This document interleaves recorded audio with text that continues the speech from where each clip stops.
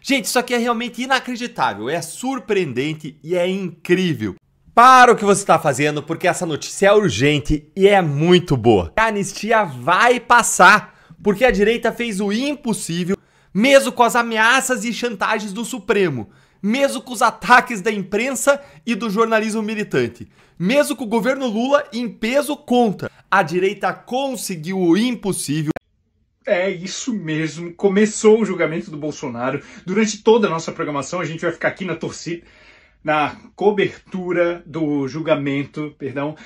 Toda a nossa redação está super ansiosa para ver o bom jornalismo sendo feito com ética e imparcialidade, né, gente? Pessoal, chegaram informações de que o Tagliaferro está expondo uma série de documentos e prints que comprovam parcialidade e manipulação nos inquéritos. E o Bolsonaro? Quantos anos de cadeia você acha que ele vai pegar? Só um chute, um palpite. As informações do Tagliaferro são realmente comprometedoras, pessoal. É gravíssimo o que está acontecendo. Para qual presídio que ele vai, gente? Não tem pena de morte, né? Não vale. Eu acho que você não entendeu. As informações que o ex-assessor do ministro do STF estão revelando são inéditas. É um escândalo institucional sem precedentes que invalida o processo contra o Bolsonaro. Ah, legal, obrigado.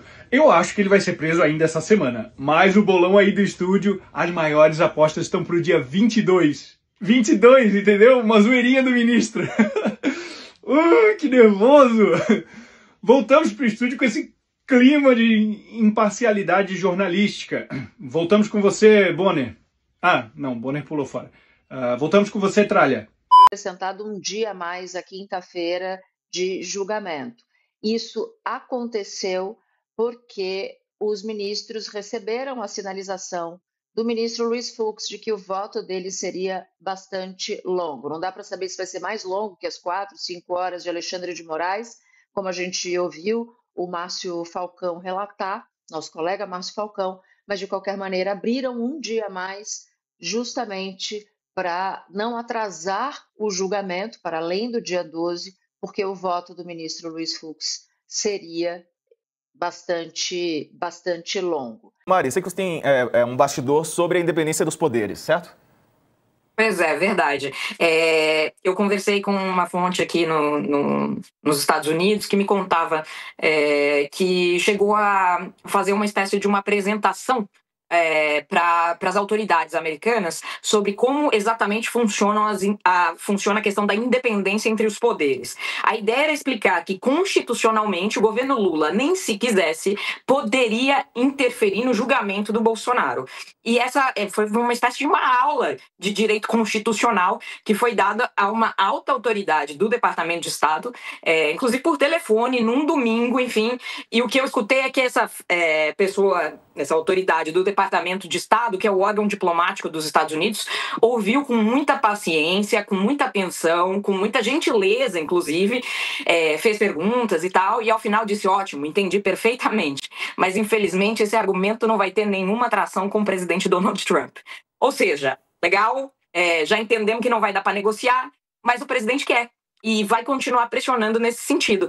E a Carla foi bem precisa em dizer que é isso mesmo. Quer dizer, hoje aqui em Washington, ninguém é capaz de cravar o que pode acontecer na semana que vem. Quer dizer, o que vai acontecer semana que vem. Porque quem decide o que vai acontecer é uma única pessoa e ela se chama Donald Trump. Agora, a gente apurou o que é mais provável que possa acontecer e daria quase que para apostar com algum grau de segurança que veremos novas medidas contra o Brasil na semana que vem. Porque, de fato, a Casa Branca está seguindo de perto o julgamento, está assistindo e está acompanhando, e a ideia é, de fato, reagir ao que vem de Brasília. Então, muito provável que a gente veja uma nova rodada de restrições de vistos a autoridades brasileiras, como já aconteceu com os ministros do Supremo e com alguns ministros do governo Lula, que a gente veja um possível aumento no tarifaço, quer dizer, aumento no número de 50% para um incremento de 70%, 100%, o que na prática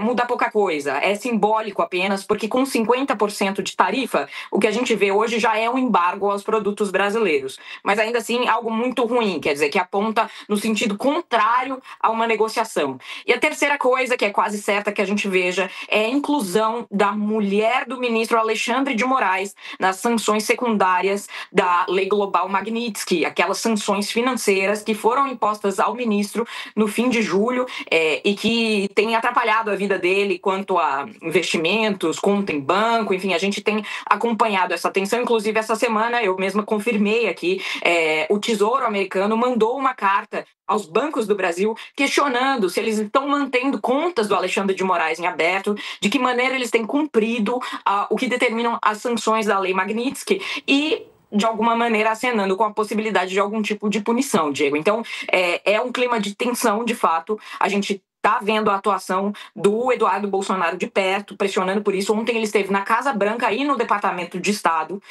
E na semana que vem eles devem voltar a Washington. Então, não há expectativa aí de que as coisas vão se distensionar e nem os empresários que acabaram de sair daqui ouviram qualquer coisa diferente disso. A perspectiva, por enquanto, é que as coisas ainda vão piorar antes de melhorar. Enquanto isso, eu digo a vocês, a pressão política, quando acompanhada de uma boa estratégia de execução de um bom plano, surte efeitos. Eu já falei aqui que uma das piores características da direita brasileira sem dúvida a falta de estratégia, mas também o derrotismo. E o derrotismo leva a uma má estratégia. Tem muita gente que prefere não fazer nada e pagar de cético, dizendo, não vai dar certo, agora acabou, não tem mais o que fazer, não tem mais solução. Eu sempre digo, gente assim nunca conquista absolutamente nada na vida. Vive de comemorar as conquistas das pessoas que tiveram coragem de acreditar nas coisas que pareciam improváveis. Mas enquanto esses derrotados choraram na cama, tem muita gente trabalhando, não tanta gente assim, mas tem algumas pessoas trabalhando nos bastidores para que essas coisas que eram improváveis comecem a ser um pouco mais reais do que o esperado. Um bom exemplo disso é a anistia.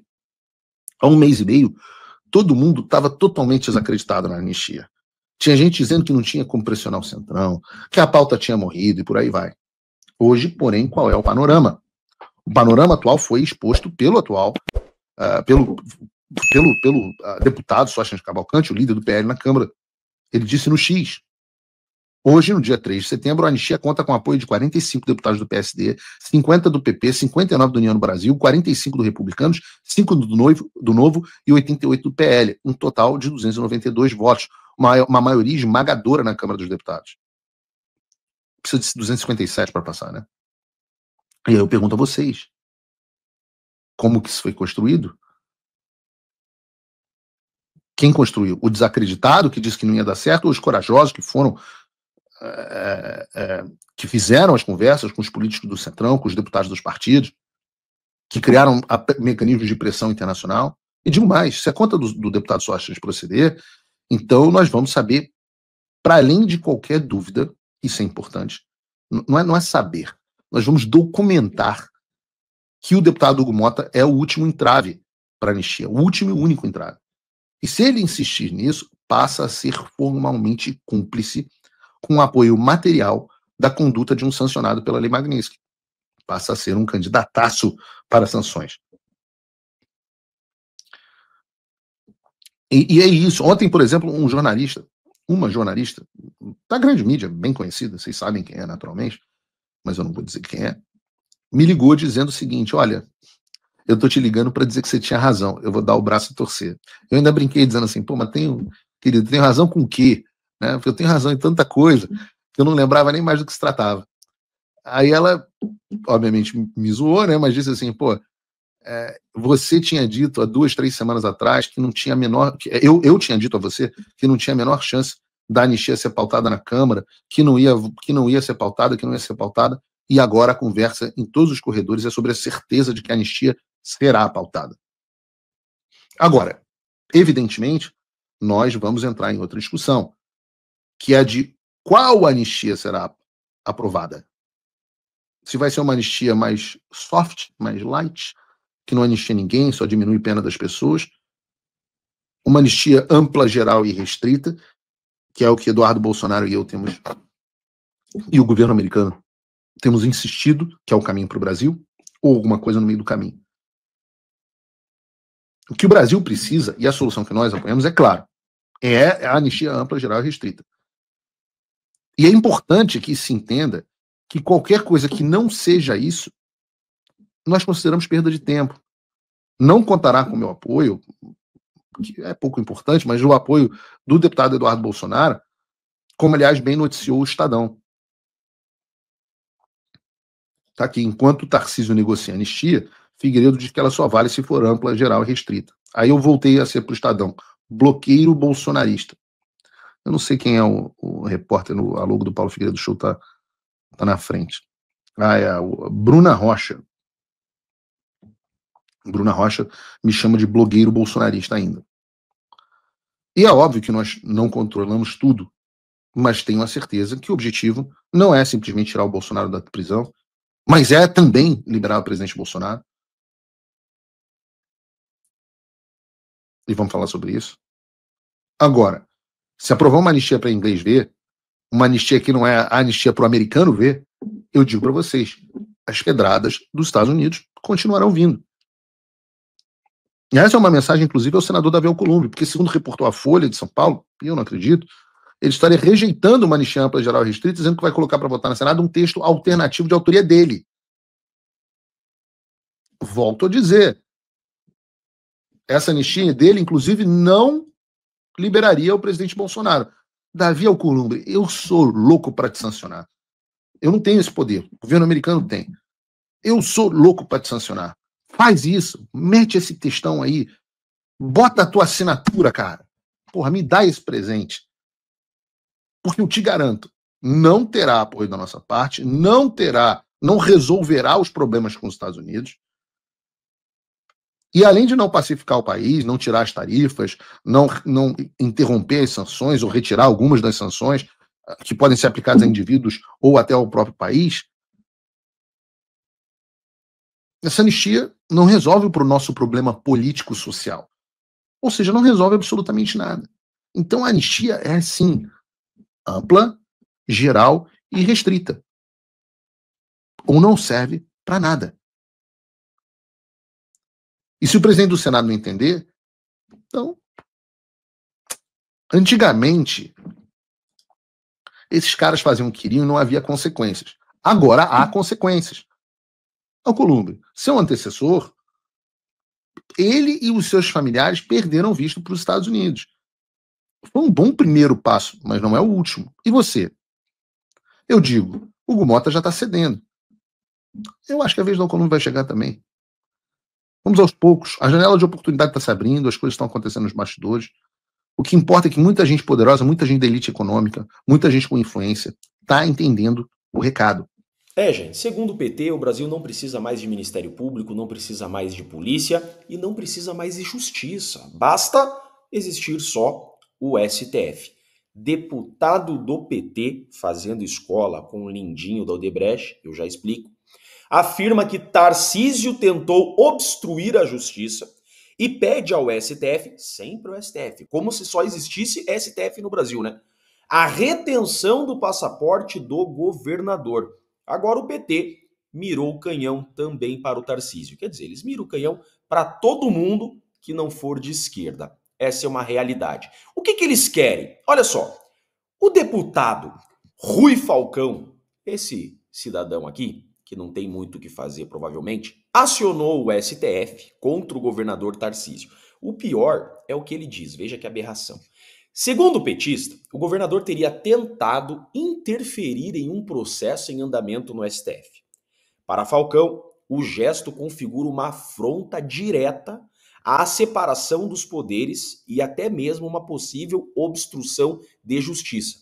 Sabe por quê? Porque o Tarcísio teria ido a Brasília fazer articulação para interferir no exercício do poder jurisdicional e aprovar um projeto de anistia. Sim, esse cidadão, esse energúmeno, tem a coragem de parar o seu dia, abrir o teclado e fazer um pedido para prender o passaporte de um governador, Tarcísio. Sob argumento de que o Tarcísio está trabalhando por anistia, e que a anistia teria a finalidade de obstruir a justiça, atrapalhar o andamento de um processo. O energúmeno, você que se diz deputado, deveria conhecer, espero eu, aqui ó, Constituição Federal. Essa aqui é a Constituição da República. Vamos lá no artigo 48. Desce. Artigo 48. Cabe ao Congresso Nacional, inciso 8, concessão de anistia. Sim, concessão de anistia é um direito constitucional. É uma prerrogativa, uma atribuição do Congresso. Qualquer pessoa do povo, seja político ou não, seja governador ou não, pode querer anistia. Pode procurar o poder legislativo, pode procurar o Congresso para querer anistia. Isso não é inconstitucional, porque está previsto na Constituição.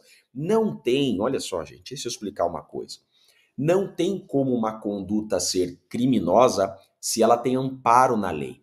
Um comportamento que está amparado no ordenamento jurídico não tem como ser antijurídico. Um comportamento amparado no ordenamento jurídico não tem como ser ilícito ou criminoso. É a mesma coisa que querer processar alguém por ameaça porque essa pessoa disse que vai te processar. Processar alguém por ameaça porque essa pessoa diz que irá utilizar um mecanismo do ordenamento jurídico contra você. Não tem como ser ameaça. Da mesma forma, utilizar um recurso judicial não tem como ser interpretado como obstrução da justiça. Da mesma forma como pleitear uma anistia, pleitear um direito constitucional, não tem como ser ilegal. Mas vai que a moda pega, né? Porque o lindinho da Odebrecht tá fazendo escola. Quem lembra disso daqui? Lindenberg pede ao STF que Bolsonaro use tornozeleira.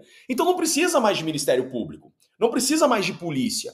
Deixa agora todos os pedidos nas mãos de deputados do PT. O Lindenberg pediu tornozeleira pro Bolsonaro, foi pro STF, Alexandre de Moraes vai lá e coloca a tornozeleira no Bolsonaro. Quem lembra disso?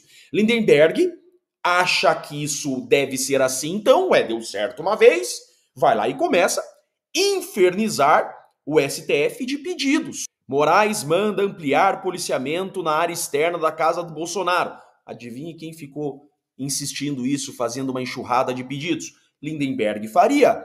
Saiu notícia, o Lindinho apareceu, o Lindinho fica fazendo escândalo na internet, não dorme a noite toda, aí de manhã fica fazendo um monte de vídeo, aí surge mais um surfista, né? Viu que tá dando certo pro Lindenberg, já que o Ministério Público não pediu, a polícia não pediu, mas o Lindenberg pediu e o STF deu, eu vou lá fazer pedido idiota também. E começou agora a nova moda de ficar fazendo pedido de prisão, de restrição da liberdade das pessoas. Mas isso daqui não é legítimo segundo a legislação. Por quê? O Código de Processo Penal diz no artigo 282, parágrafo 2º, olha só, as medidas cautelares, seja tornozeleira eletrônica, tirar passaporte, serão decretadas pelo juiz a requerimento das partes, ou quando no curso da investigação criminal, por representação do delegado. Na investigação, só por representação do delegado, ou mediante requerimento do Ministério Público. Durante um processo, só mediante requerimento das partes, ou seja, Ministério Público. Olha só, não tem aqui deputado pode pedir restrição da liberdade, PT pode pedir restrição da liberdade. Não, gente. O Código de Processo Penal diz que na investigação só a polícia e o Ministério Público e durante o processo só o Ministério Público. Isso daqui não existe no ordenamento jurídico. Isso aqui sim não pode. Por quê? Porque não tem amparo no ordenamento jurídico. Vê se pode uma aberração jurídica dessa. Olha o que o cidadão quer. No documento, o parlamentar pede que o STF investigue a conduta do governador. STF investigue? Desde quando que o STF virou órgão de investigação? Um deputado federal. Olha isso daqui. Entre as medidas cautelares solicitadas estão proibição de deixar o país sem autorização judicial. Gente, esse indivíduo está pedindo isso. A retenção do passaporte, a incomunicabilidade com réus investigados e a abstenção de atos que possam configurar pressão indevida sobre a corte. Pedir anistia, querer algo que está previsto na Constituição, virou pressão indevida. Gente, é inacreditável um negócio desse. Vejam só, poder legislativo, um poder que legisla, o poder que legislou o Código de Processo Penal, um poder que deveria entender de leis. Olhe a aberração jurídica que esse cidadão tem coragem de pedir. Esse cara tinha que ser imediatamente proibido de ser deputado, porque não sabe o básico do que é direito. Rui Falcão também incluiu a possibilidade de prisão preventiva, caso Tarcísio descumpra essas ordens judiciais. Então veja, ele quer que o STF investigue as condutas. Gente, olha só o mal que toda essa confusão jurídica está fazendo para o nosso país. Imagine, se um deputado federal acha que o STF pode investigar alguém, imagine o que o resto do Brasil pensa. Imagine só o que o cidadão comum está pensando. Por quê? Porque, de fato, nos últimos anos, o STF tem investigado pessoas. Aí o cidadão olha e fala, ué, se o STF tem investigado, então o STF pode investigar. STF, eu quero que você investigue. Você viu? O reflexo que a insegurança jurídica começa a trazer. Olha a bola de neve que começa a virar. Olha só, esse cara não tá tão errado assim. Embora a Constituição não permita, as leis não permitam que o STF investigue. Ué, o STF tem investigado ultimamente. Então, que investigue. Mas esse governador aí, ele não tá de todo errado. Só que isso é atécnico, isso é vergonhoso, isso é absurdo. Então mostrei pra vocês, primeiro, querer anistia, qualquer cidadão pode. Não é crime, não pode ser interpretado como crime. O Código de Processo Penal diz quem são os legitimados a requerer a restrição da liberdade de alguém. Terceiro, STF não investiga. Né? E mais, STF não é o único órgão do Poder Judiciário do país, né, gente? E para piorar, tá? Tarcísio é governador. Governador, segundo a Constituição, tem prerrogativa de foro no STJ e não no STF. Constituição da República, artigo 105, compete ao STJ processar e julgar, nos crimes comuns, os governadores de estado.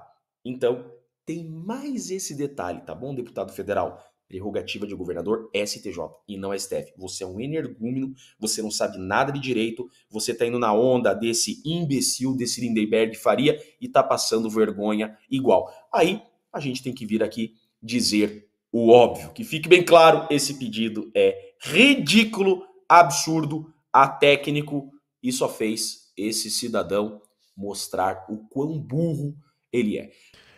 Aí tá ali, né? Fala de Ciro Nogueira sobre ajuda à anistia, provoca irritação de ala do Supremo com Barroso. Mas enfim, a declaração de Ciro Nogueira, que atribuiu o avanço das negociações sobre anistia a uma avaliação de Barroso, provocou a irritação de ministro da corte com um colega.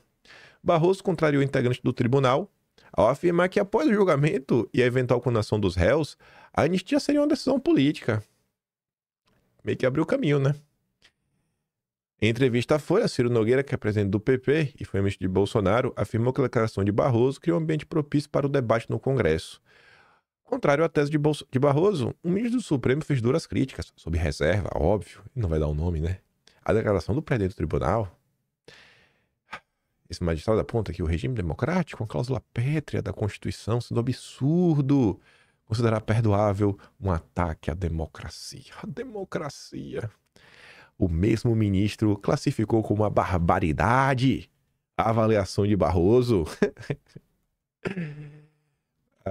Vou ficar até repetido. Um ala do Supremo considerou a declaração de Barroso como um desrespeito à maioria do tribunal, que seria contrária à anistia. Barroso teria dado justificativa para a articulação do Congresso sem consultar a corte. Outro ministro, também contrário à anistia, também falou com a Folha de São Paulo e avalia que a visão expressada por Barroso é minoritária. Ele falou que tem 3 ou 4 dos 11 que pensam dessa maneira. Nas palavras desse ministro, a chance zero do tribunal avalizar anistia ampla, mesmo que tenha apoio em massa no Congresso Nacional.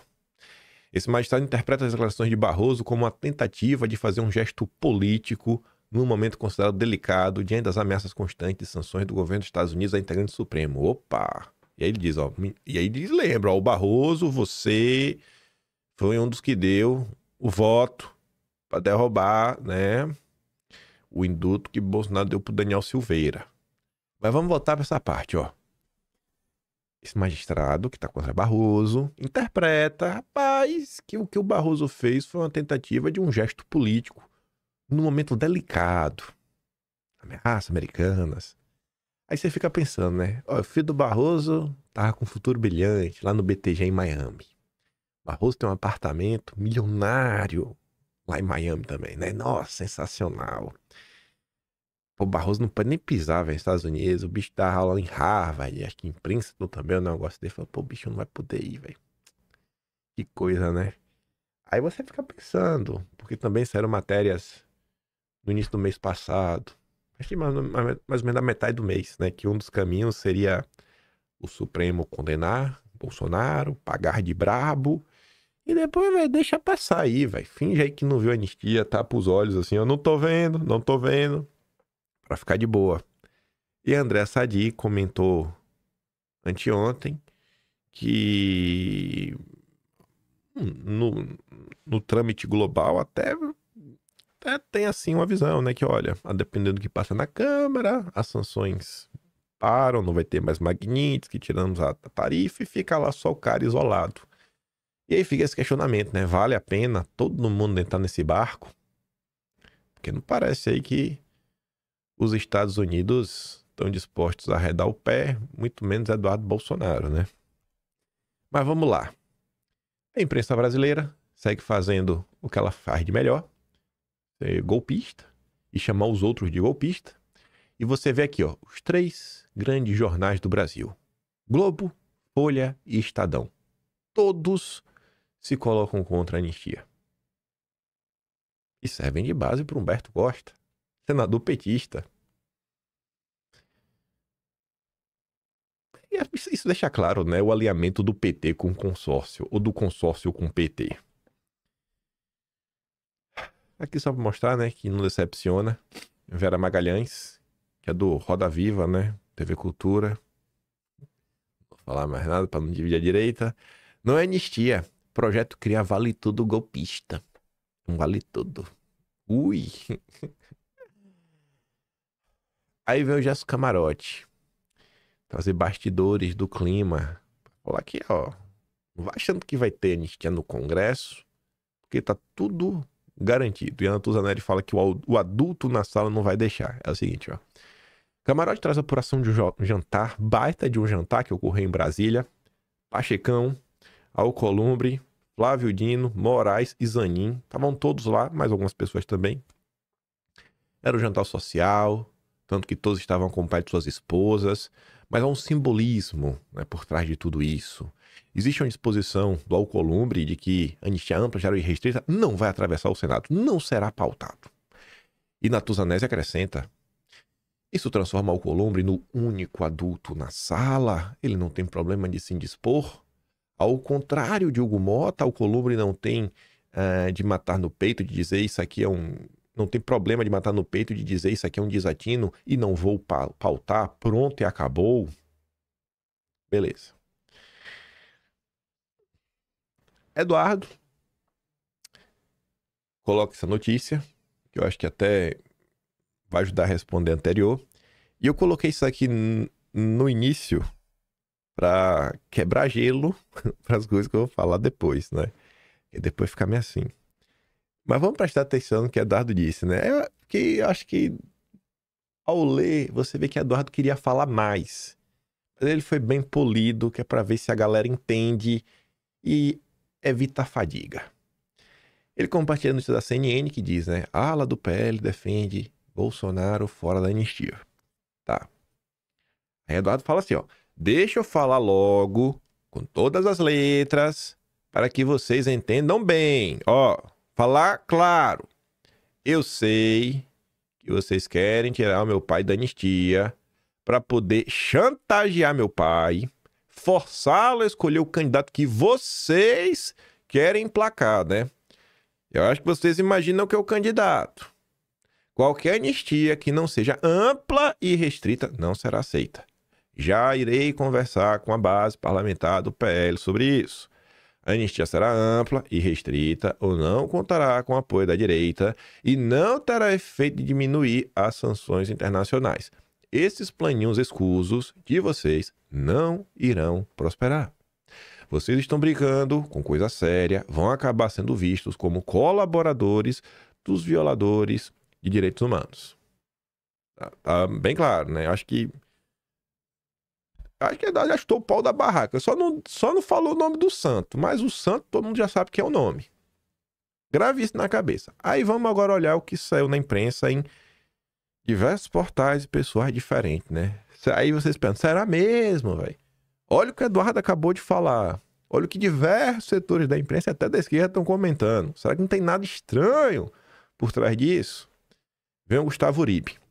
Contém na CNN que nem mesmo dirigentes de direita acreditam na votação de um projeto de anistia geral e restrita. A defesa da proposta tem o objetivo de mobilizar a militância da direita e reduzir as resistências da direita a Tarcísio. Só avisar que ele está sendo muito criticado. A Globo já tinha informado isso. O que de fato será votado é a proposta antecipada pela CNN que diminui as penas aos envolvidos no 8 de janeiro, sem incluir Bolsonaro, e o PL crítico dessa proposta será impelido a votar a favor, já que a sigla não quer ser acusada de prejudicar bolsonaristas. Vai ser forçada, você vai ter que votar, irmão. Aí vem a Veja, o espólio, né? Futuro morto-vivo no exército, Bolsonaro já está sendo enterrado vivo na política. Olha o amor e carinho da imprensa. Aí você vai ler a matéria, tá lá. Ó. Há um barulho sobre a anistia. Leonardo Barreto, da consultoria Think Policy, recomenda observar esse movimento na perspectiva do teatro. Teatro, né? Fazer um teatro. A direita e o bolsonarismo vivem um dilema que pode ser resumido assim. Os partidos do Centrão querem os votos de Bolsonaro, mas não sua liderança. Então, né? O pessoal tem que fazer um teatro. Aí vem o Merval. Estou convencido que há um acordo entre o Centrão, Bolsonaro e a direita do Congresso para anistiar Bolsonaro e ele anunciar que o candidato é o Tarcísio. Só isso explica o empenho repetido de Tarcísio de sair da retórica e negociar anistia nos bastidores.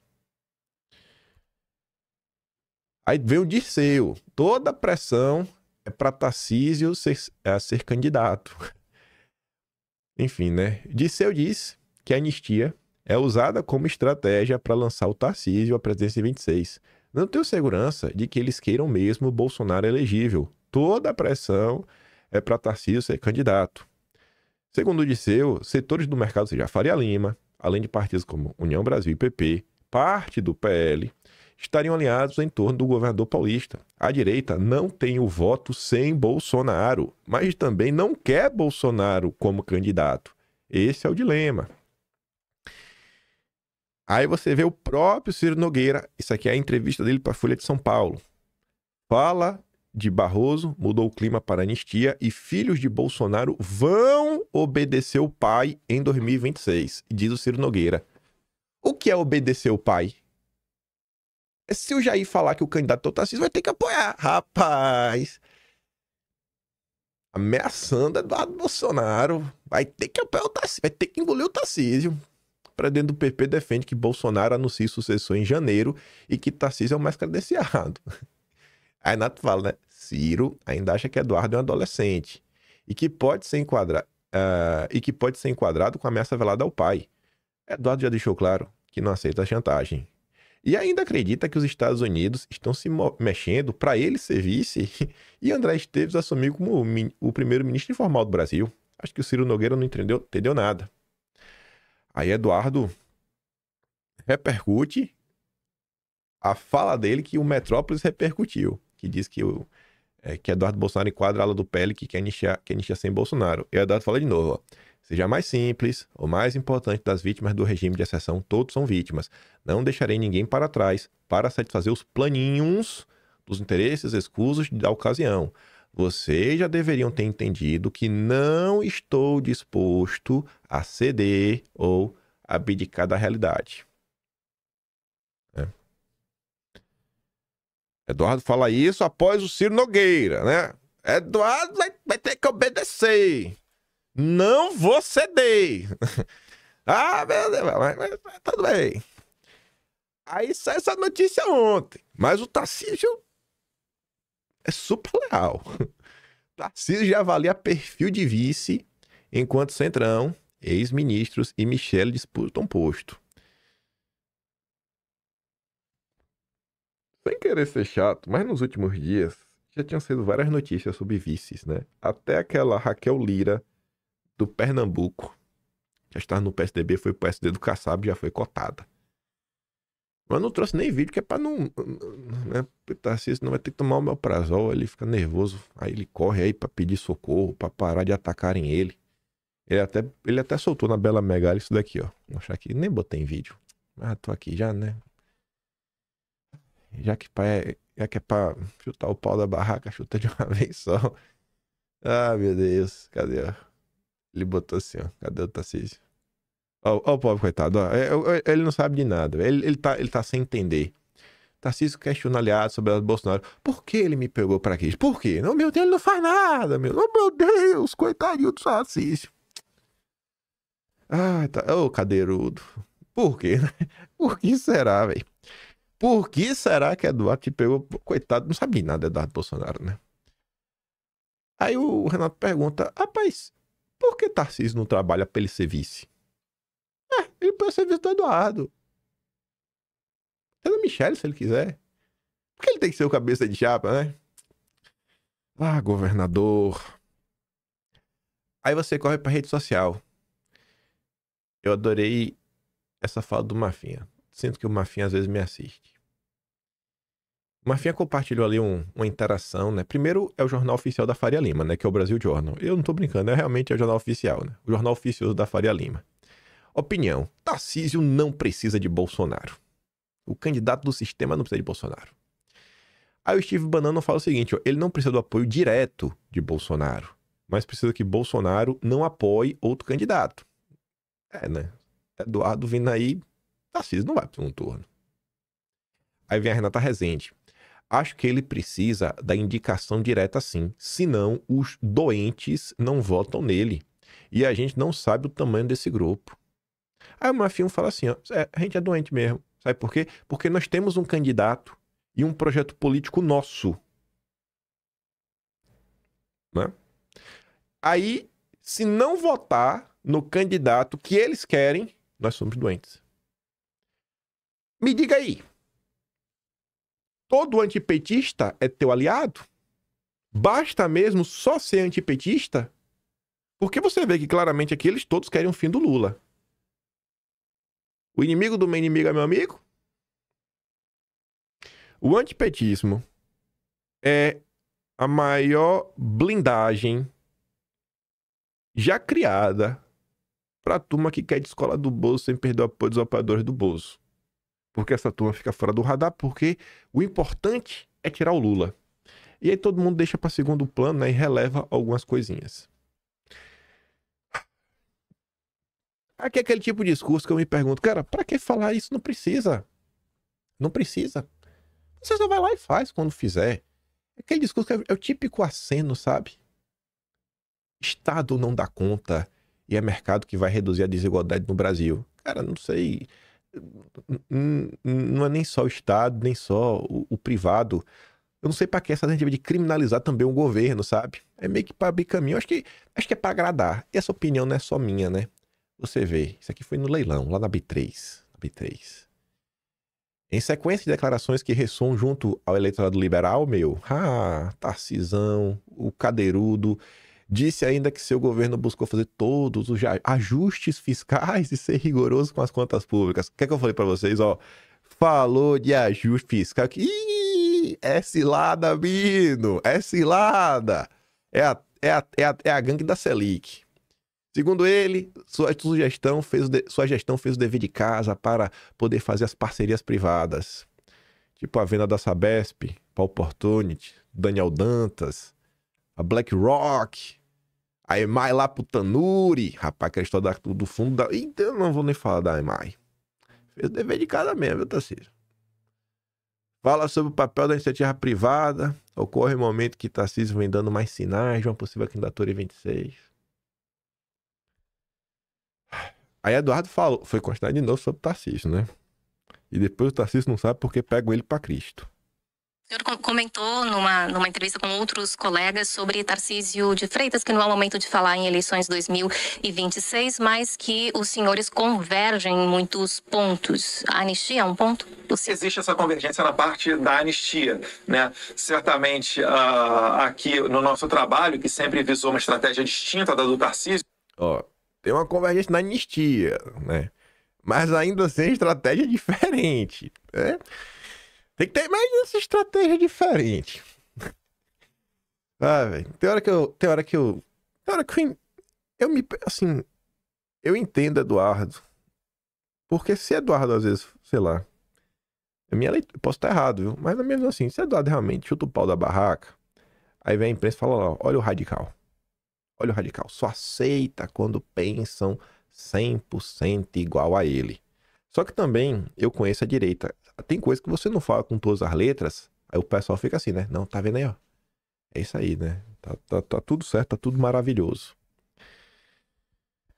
Quero uma estratégia para você conseguir tirar a cabeça da boca do leão, para depois sentar à mesa, né, numa posição melhor para conseguir negociar isso tudo. Mas eu acho que a gente está chegando no momento em que, após essa pressão que nós conseguimos levar para certas autoridades brasileiras, né, a gente está chegando no momento em que todos estão trabalhando pela anistia dentro do Congresso Nacional. Então eu quero deixar qualquer questão eleitoral para o ano que vem, até porque falta um ano para a eleição e etc., e focar os esforços na anistia, que é a parte que converge.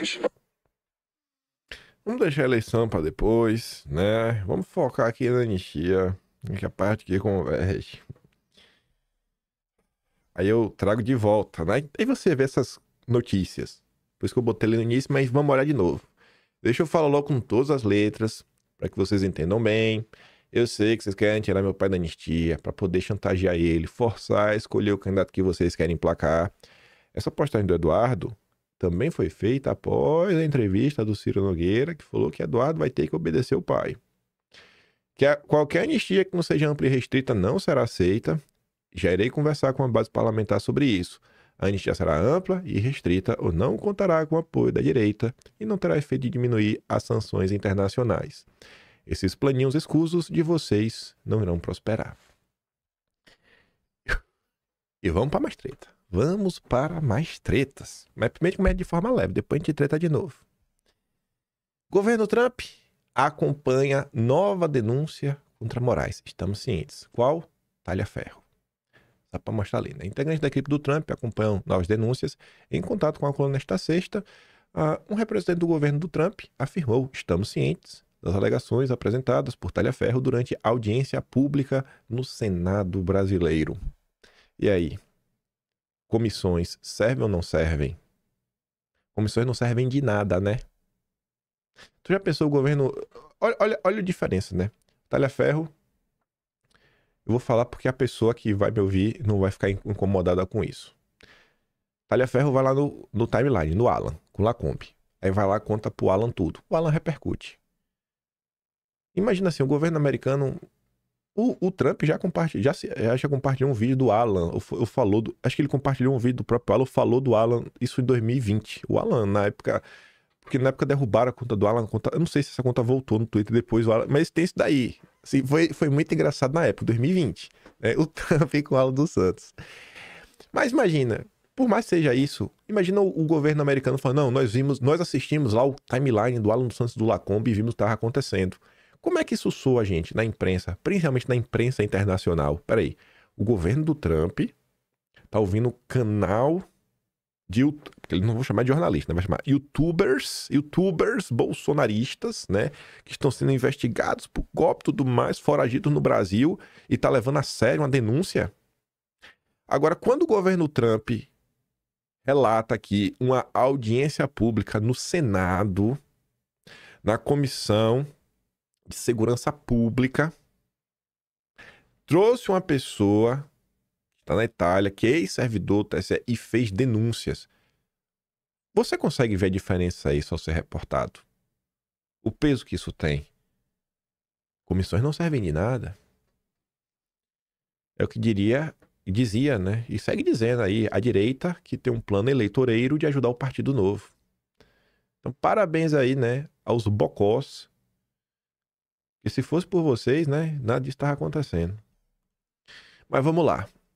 Enquanto a Globo segue ignorando, né, o caso do Talhaferro, horda bolsonarista nas redes, alça a Isa de Moraes, a protagonista durante o julgamento do golpe. Buscas a Talhaferro estão à frente de temas como futebol, reality shows e Mega Sena. Pois é, mas por que a Globo não comenta do caso? Bom, a Globo não quer comentar, mas o Mário Sabino comentou. Uma longa nota, trazendo todo um contexto, um retrospecto, e deixa claro já na manchete, não se deveria relegar Eduardo Talhaferro ao limbo do bolsonarismo. Isso aí não é coisa para ficar ali restrito, não. Isso aí o Brasil inteiro deveria estar comentando. O ex-assessor do TSE e preto criminal Talhaferro disse ao jornalista Paulo Capelli, do Metrópolis, que se tivesse denunciado antes as lambanças, né, do tempo em que trabalhava sob o comando do ministro, ele estaria morto, ou melhor, supostas lambanças, né, porque Seguro morreu de velho. Atualmente Talhaferro está na Itália. Refugiou-se lá antes que o ministro decretasse sua prisão, sob a acusação de que ele violou o sigilo funcional. Faça-se um retrospecto necessário. Em 2022, Moraes nomeou o assessor-chefe da Assessoria Especial de Enfrentamento de Informação do TSE, nessa função. Ele diz ter visto muitas coisas erradas, e parte dessas coisas erradas apareceu publicado na Folha em agosto do ano passado. Aquelas matérias, 16 matérias do Fábio Serapião e do Verdivaldo. Graças ao jornal, soube-se que durante e depois das eleições de 22, o gabinete do ministro enviou mensagens à Justiça Eleitoral fora do radar oficial, ordenando a produção de relatórios para embasar decisões do próprio ministro contra bolsonaristas no inquérito das fake news. A maior parte das mensagens, às quais as Folhas teve acesso, foi trocada entre o juiz Ayrton Vieira, do gabinete do ministro, e Talhaferro. Em uma delas, o primeiro pediu ao segundo para usar criatividade contra a Revista Oeste. Não é preciso dizer, mas digo mesmo assim, que o conteúdo revelado pelo jornal seria suficiente para derrubar todos os envolvidos estivéssemos em latitude civilizada. Acontece que, bem antes do material vir à tona, Talhaferro havia sido demitido do TSE, acusado de violência doméstica, e assim ele se tornou o principal suspeito do vazamento para o jornal. Ao perceber que seria alvo do ministro, Talhaferro escapuliu para a Itália e, de lá, tapando a boca no trombone. O ministro pediu sua extradição. Aí vem, há pouco tempo surgiram mais evidências de lambanças, supostas, por favor, perpetradas no TSE no âmbito do inquérito sobre os atos antidemocráticos. Os jornalistas Eli Vieira e David Agape tiveram acesso a outro lote de mensagens, desta vez sobre os participantes do quebra-quebra de 8 de janeiro. Como o Poço Brasileiro não tem fundo, soube-se também que havia, sempre supostamente, um gabinete de inteligência clandestino no tribunal que fornecia atestados ideológicos sobre os detidos do 8 de janeiro, usados supostamente, né, outra vez, pelo ministro para decidir sobre quem seria mantido preso ou não. No dia em que começou o julgamento de Bolsonaro e dos demais réus do núcleo principal da trama, Talhaferro falou à Comissão de Segurança Pública do Senado, em coreografia idealizada pelo Flávio. No seu depoimento, ele apresentou documentos que mostrariam que um relatório teve a data adulterada para justificar a operação da PF contra empresários que trocaram mensagens em grupo privado mostrando inconformismo com a eleição de Lula. Na verdade, Lula nem tinha sido eleito, foi em agosto.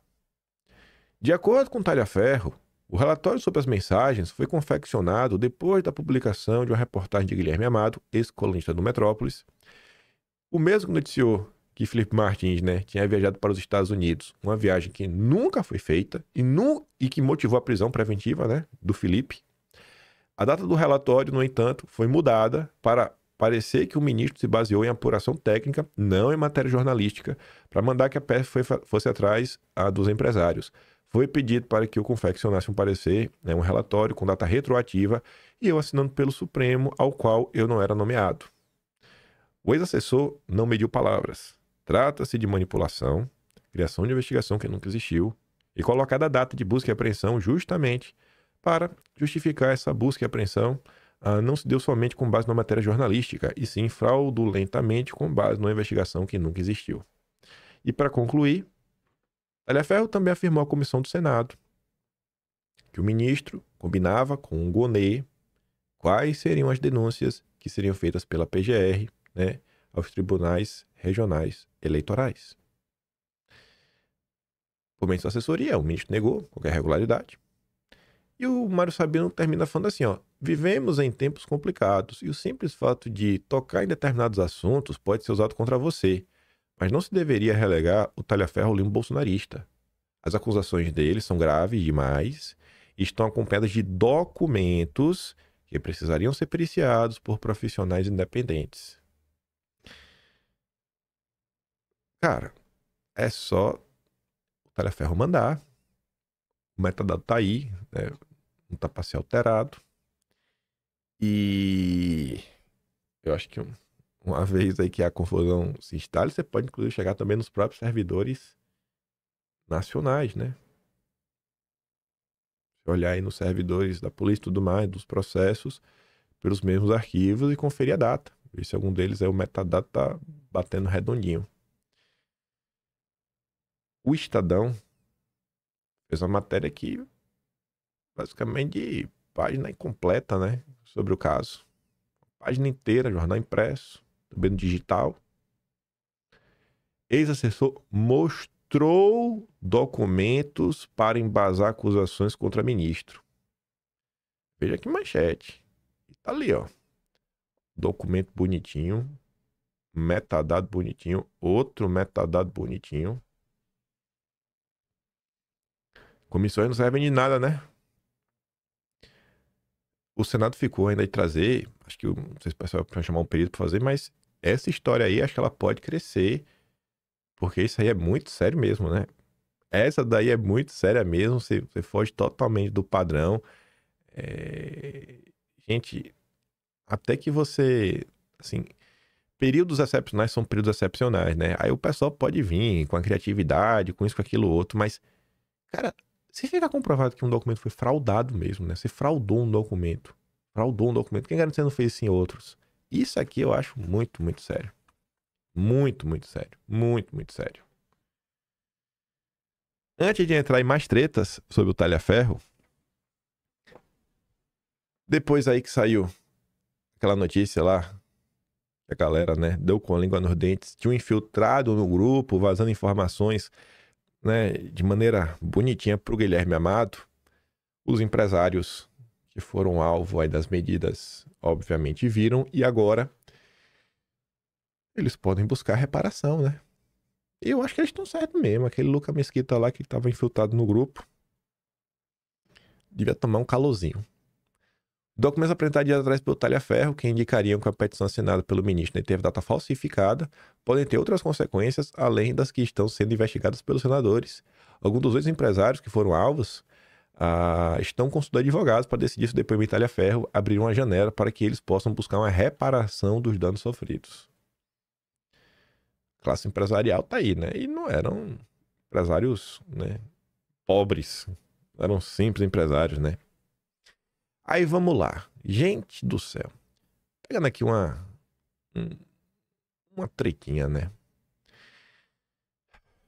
Talhaferro, talvez ele realmente seja culpado disso daqui. Isso aqui é outra coisa. Você vê, né? Talhaferro mal sai aí lá do Senado, tudo tá acontecendo. E aí o Ministério Público de São Paulo denuncia um juiz e a Açu de Moraes sob acusação de peculato e organização criminosa. O Talhaferro é um desses, né? Óbvio. Aí você vai entender um pouco desse processo, né? Você vai tentar, mas não vai conseguir. Por quê? Porque o processo está em segredo de justiça.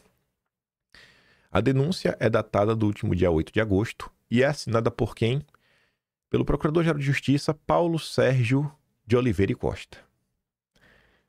Bom, qual é a treta disso daqui? Bom, sabe, falando bom várias vezes, né?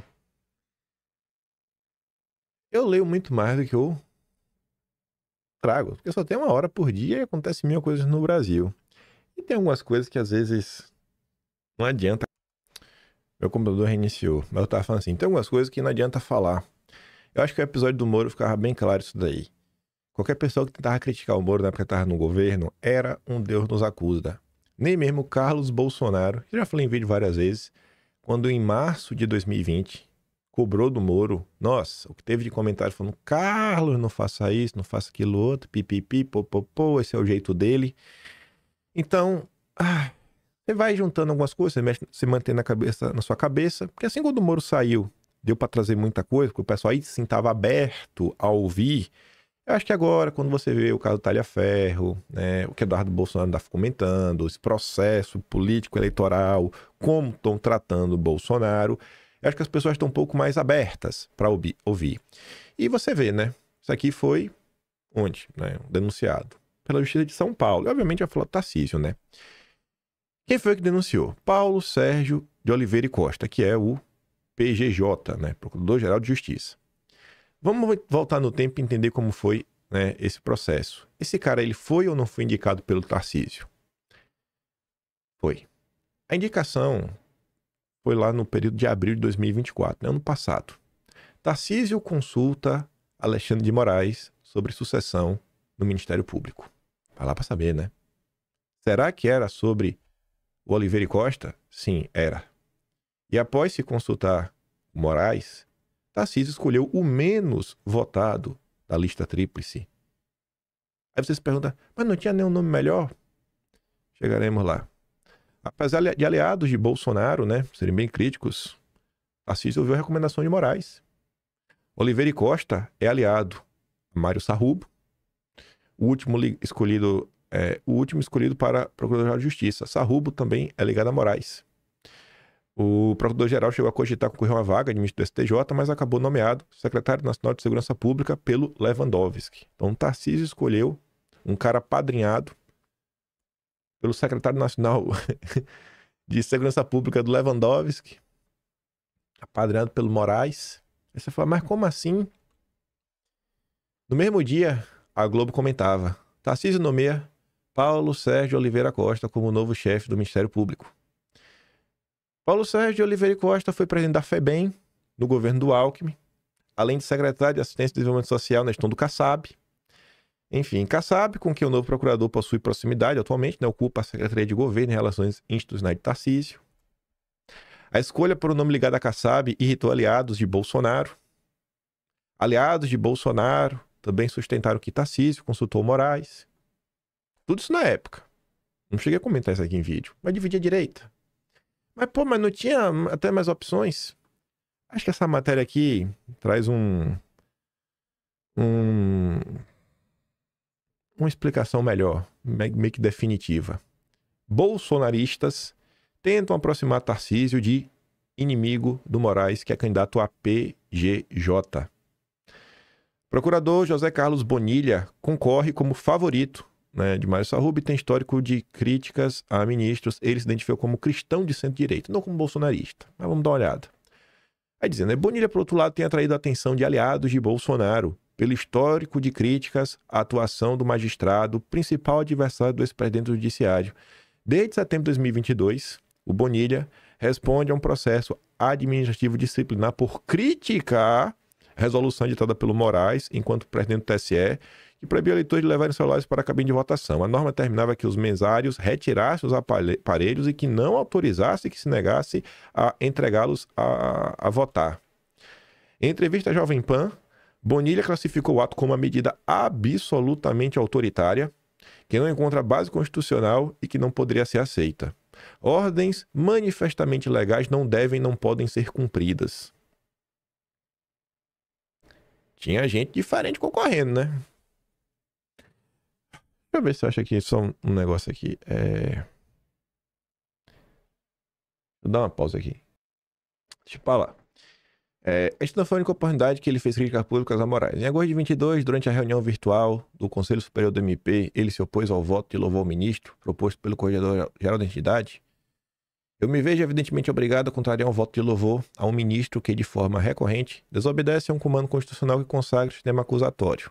Bonilha puxou outros 4 votos contrários à proposta, aprovada por 6-5 e registrada na ata daquela sessão. Atitude expôs divisão dentro do órgão sobre atuação de Moraes. Apesar de seu histórico de críticas ao magistrado, o procurador rechaça o título de bolsonarista. Ele prefere se definir como um cristão de sem-direita e prega uma atuação sem viés ideológico. Ao que é que ele dá de exemplo, né? A PGJ deve cumprir a Constituição e as leis sem aderir a nenhuma linha ideológica. Ele cita como exemplo de viés as ações protocoladas pelo Ministério Público de São Paulo contra câmaras municipais do Estado para impedir menções a Deus no início de sessões oficiais. A Constituição prevê laicidade do Estado. Isso significa que o Estado não está subordinado à igreja, mas a religião não é proibida. Então, um cara que acha ruim quando o Ministério Público quer tirar, né, o Jesus Cristo do Estado. Não, não é assim. Não precisa ser o Estado é laicidade, mas você também não tem que acabar com a religião. Eu, sei lá, acho que como governador, tendo o Kassab ao lado, ele podia falar: Kassab, vamos fazer campanha aqui, velho. Vamos usar nossa força política para tentar emplacar alguém do nosso lado. Eu acho que o PT faz o que é bom para eles. Quando você olha... Gente, olha como é curioso. Você consegue pensar em uma vaga que foi aberta no judiciário do governo Lula, que o grupo Prerrogativas não tinha uns 4, 5, 6 nomes para cada vaga? O PT vai lá, pô, se organiza, sabe? Tá lá, trabalha, se empenha, roda, sabe? Pensa em médio e longo prazo e tenta realmente tirar o maior proveito possível de cada vaga que abre na máquina pública. Por que a direita não faz o mesmo, velho? É qualquer indicação isso daqui, sabe? Sei lá. Aí você vê isso daqui que foi na época, né, pelo Caio Junqueira. Na CNN, né? Tarcísio escolhe Paulo Sérgio Costa, novo chefe do Ministério Público de São Paulo. Não era o preferido dos bolsonaristas, mas Bolsonaro lhe disse antes da nomeação que confiava na escolha dele, qualquer que fosse ela. Moraes participou do processo de escolha e o escolhido o agrada. O que é que Tarcísio faz com tudo que foi dado para ele? Eu acho uma pergunta que é meio válida, né? Não sou porta-voz de Eduardo Bolsonaro. Até peço perdão se eu estiver usando esse argumento da forma que eu não deveria. Mas esses dias o Eduardo, em entrevista, ele também falou: gente, qual é o secretário que o Tarcísio nomeou que é bolsonarista? Qual é a política pública do Tarcísio verdadeiramente bolsonarista ou conservador, de direita mesmo para valer? Qual foi o grande embate que comprou? Tem algumas coisas assim, segurança pública, tá lá o derrite, o pessoal fala isso daí. Pô, beleza, é meio que isso também é obrigação, né? Vai deixar o crime tomar conta.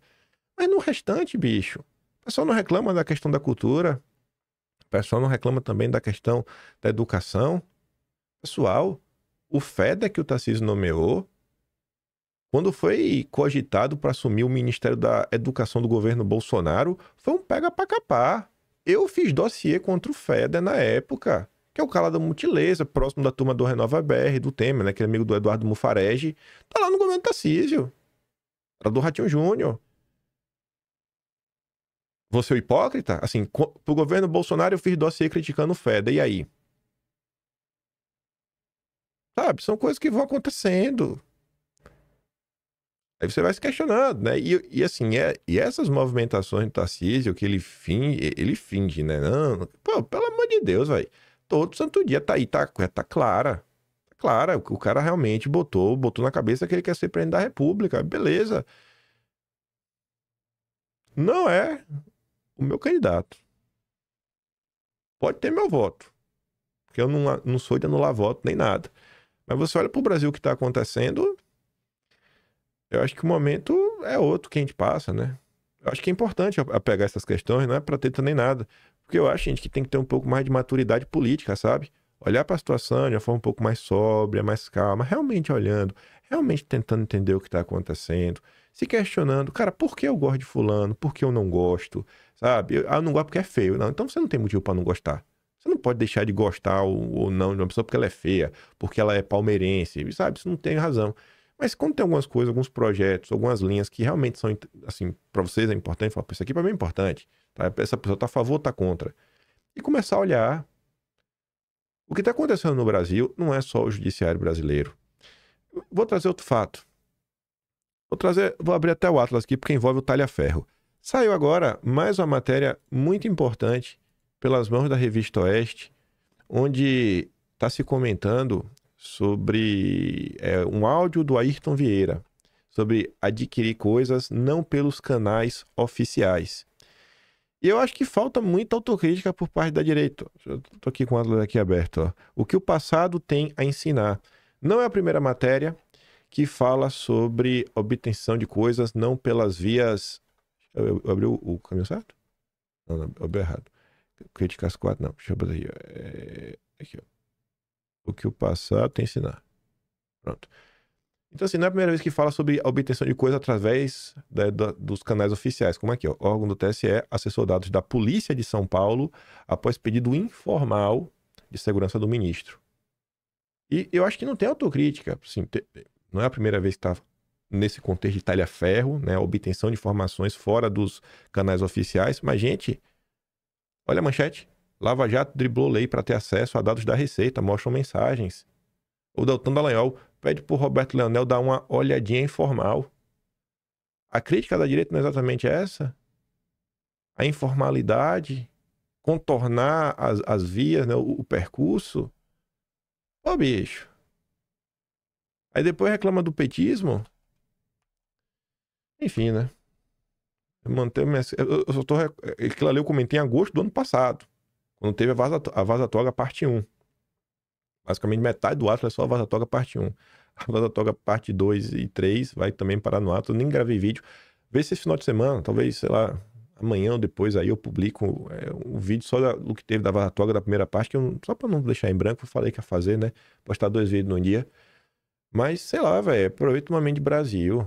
Eu sei muito bem porque eu gosto de Bolsonaro. Eu costumo falar que eu sou a pessoa que tem mais argumentos pra explicar por que eu apoio Bolsonaro. Eu mostro aqui dia sim, dia também.